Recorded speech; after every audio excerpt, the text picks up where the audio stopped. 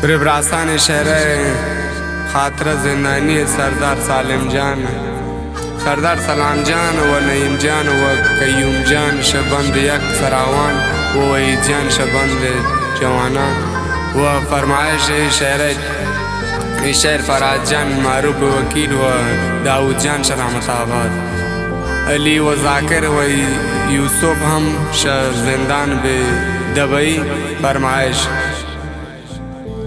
व आंग नवीद फरमाइशान शक्कान करम शाह दिलगोश।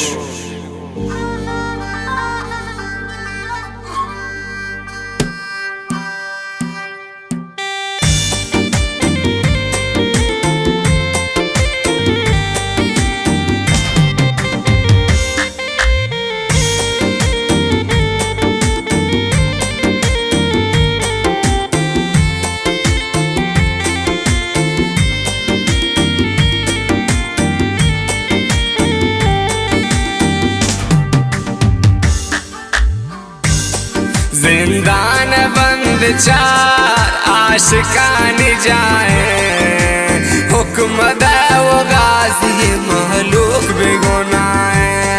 जिंदान बंद चार आशिकान जाए, हुक्म दे वो गाजी महलूक बेगुनाए।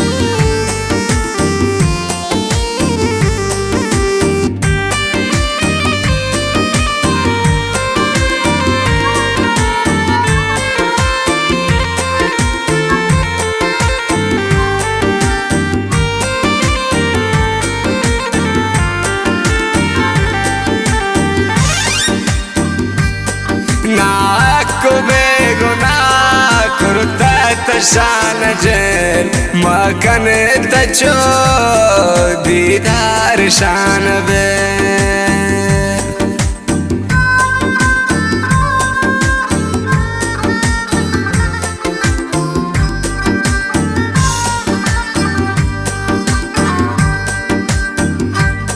नाक बेगुनाह करता शान जेल मकन तचो दीदार शान बे।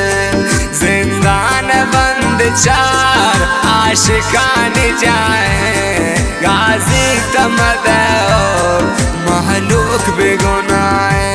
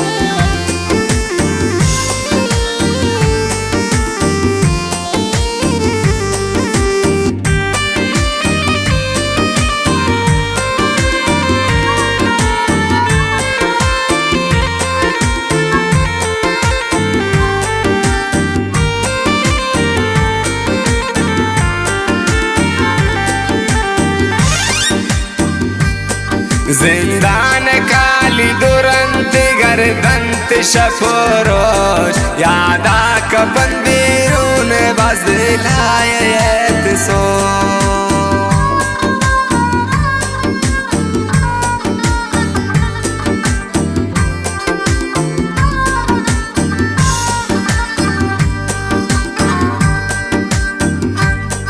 जिंदान काली दुरंत गर्दंत शपरोश यादा कपंदिरून दिलायत में जुसोस जिंदान बंद चार आशिकान जाए गाजी तमदो महलूक बेगुनाए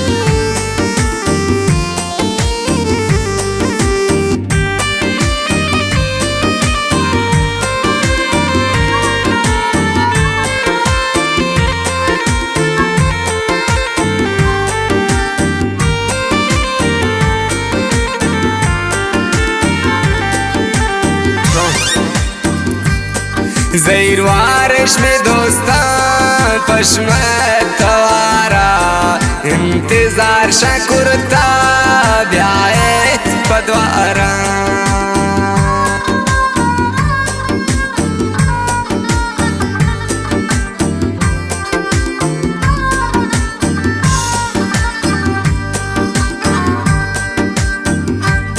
ज़ैरवारिश में दोस्तान पश्में तवारा इंतजार कुरतन ब्यायत पद्वारा जिंदान बंद चार आशिकान जाहे हुक्म दे वो गाजी मालूक बेगुनाए मैं ब्रासा बेगुनाए जवाना बेगुनाए